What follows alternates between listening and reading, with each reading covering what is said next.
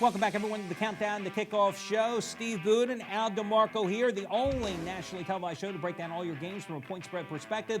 Unfortunately, we had teased earlier that Trace Adams would be joining us as he does every Sunday. But if naturally, the final show of the season, technical difficulties prevent Trace from joining us. But that's okay, because we will continue to break down these games for you, and we're going to go to the biggie, the NFC East winner-take-all battle between the Giants and the Cowboys. Giants, appropriately enough, a 3-point home chalk in this one. I'll tell you what, Steve, the Giants, if you looked at the box score, they should have lost against the Jets last week. I mean, they were out first down in that game, 22-11. A time of possession, the Jets had the ball 12 more minutes, and Eli Manning really struggled, 9 for 27 for 225 yards.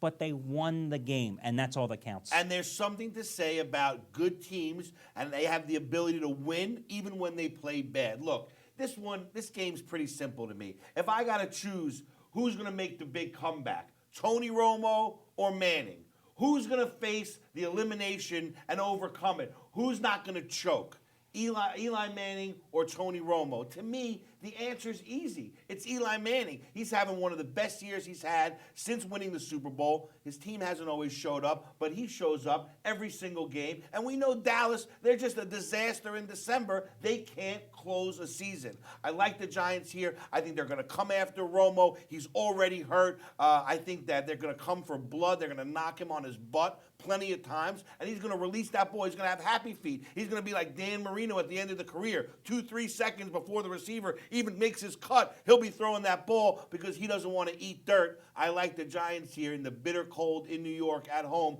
I don't think Dallas can compete. No, Dallas hasn't delivered in a must-win situation all season long. And remember the first go-round, that Sunday night game in Dallas, when it was a 34-22 Cowboys lead with like 5.5 minutes to go, and Eli Manning engineered 2 touchdown drives in 3.5 minutes to win the game, and then the Giants blocked a potential game-tying, overtime-forcing field goal to secure the victory, and Eli Manning was just superb in that game, 27 for 47, 400 yards, 2 touchdowns. Not that Romo wasn't with 4 touchdowns, but the Cowboys haven't shown me the ability to win when they have to win this year, and the Giants were also able to run on the Cowboys the first go-round. Brandon Jacobs had one of his best games of the season, 19 carries, 101 yards. I think they're playing with confidence. I'm with you. If you're going to play it, though, you got to buy down the half point. Take the Giants down. If you have them at 3.5 or 3, take them down the half point.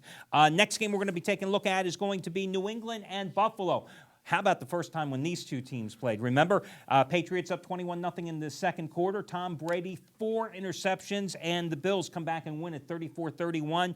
New England, simply put, they win, they get home field advantage throughout the AFC playoffs. And I think no one knows better than that than Brady and Belichick. They've been there before. They've done this before. They know how important it is to get that home field advantage. And don't be fooled by Buffalo last week. I think that was a good spot for them. I think that those defensive schemes that they scored all those points on aren't going to work against New England. It's a whole different offense for New England. I think this game has got the Patriots written all over it. No, I agree with you here. I'm going to go with New England in this one. Would I actually play them with my own money? Are you kidding me? Way. No way I'm going to go ahead and lay the 12.5 points. But I do think that New England is a play. There is another possibility. Maybe you take New England in a 2 or 3 team teaser where you make the number a little more manageable. But I agree. Just because the Bills beat up Denver 40-14 last week, that was a prime spot to take Buffalo. And we talked about it here on the show. 21 of those points came directly or indirectly because of defense. That's not going to happen against New England. Exactly. And let's face it, the Patriots have won 20 of the last 22 straight up in the series. And you better believe that Brady and Belichick, remember, we were up 21-0. I threw 4 interceptions. I lost that game. It ain't happening again, especially in Foxborough, which leads us to our final game here of this segment. It's going to be Denver and Kansas City. What a game. Yeah, I mean, listen, 2 weeks ago, the Broncos, I told you they would lose at home to New England. Patriots came back from the 17-6 early deficit and dominated them. Last week, the Broncos fell apart on the road. Tebow, as you pointed out, the 4 interceptions. Now they're laying 3 at home against Kansas City. We know the melodrama, the backstory there. Kyle Orton coming back for KC. And his 2 starts, he's played extremely well.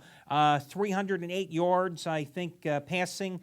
In the one game, again, or 300 yards passing against Green Bay, nearly 300 yards against Oakland. But I'll tell you what. Not a lot of points, though, against Oakland. No, that's the thing. A lot of yards, not a lot of points. And that's been Kansas City's problem all season long, converting in the red zone. So looking at this contest, I'll tell you, I like Denver and Tebow to work his magic here. Man, they're going to have to put Elway in a straitjacket to watch this game. He's not going to even know who he's rooting for. Look, at the end of the day, Denver, the question is with Tebow. Can he respond to last week's loss? Can he continue now to respond to the critics who have new life in them because of his poor performance last week? And can he respond against Orton, the guy who was supposed to be there, the guy who he took the job from? I think the answer is yes. This kid's a fighter. I'm staying with Tebow. I'm not ready to jump ship just because he had one bad week. I'm back on him, and I think they win this game and cover. Listen, the thing that you have to look at this game, though, really the key is not how Tebow plays, not how good or bad Orton plays. It's whether this Denver defense that everybody was crowing about a month ago can show up and deliver. They have given up 32 points or more in 3 of their last 4 games. They've given up 81 points the past 2 weeks to the Bills and the Patriots combined. But again, I don't think Kansas City has the offensive arsenal to get the job done. And listen, Orton couldn't deliver under pressure when the job was his to lose in Denver. I just don't see him coming with the Chiefs when they came off that loss to Oakland last week at home that, extinguished their playoff hopes, suddenly showing up big time here in the Mile High City. And the Denver crowd, that 12th man, they're going to be there because remember they were the ones pushing, for Tebow over Orton. So for them, this is a huge game. They're going to be in it from the very first second. I think Denver's going to get that extra kick in the butt that they need, and I think they win this game. Hey guys, remember you can catch my daily video reports online every single day. Money-saving discount coupon codes, free offers. Plus, I break down all your games and give you free picks as well. Free to watch, no registration required, no purchase necessary. We're going to take a short break, and when we come back, we're going to talk a little Fantasy League football and how you've got a chance to win $300 of my money for free. I said free this week when the Countdown to Kickoff program comes back in a moment. You want to get my best bet today for free? Steve's latest play from the Baltimore Crew is #1 NFL service. That is 30-14 over the past 4 years combined. Guys, you can. Plus all the handicappers at picknation.com. All their plays, all their analysis today for free simply by trying out the 1-day free all-access pass. And when we say free, we mean it. No strings attached. Al, I've been in this business 25 years, both sides of the fence. I've never seen a company do this. I've never seen a company so confident in their system and in their handicappers that they were willing to give everything away for free so that the entire public can see exactly what's going on before they make a decision whether to participate or not. This is really revolutionary. I mean, listen, we're 100% online business, guys. There's no 800 numbers. There's no salesman. We don't want your phone number. We don't care about any of that stuff. You come to picknation.com. You click on the free 1-day all-access pass, and you get all of our plays, all the handicappers for free, no strings attached. I can't emphasize that enough. Now, here's the deal, though.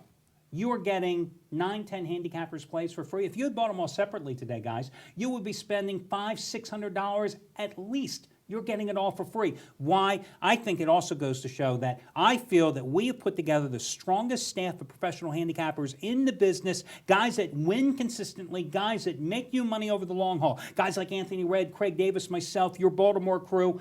And this is the best way of doing it because people say, well, put your money where your mouth is. We don't want your money.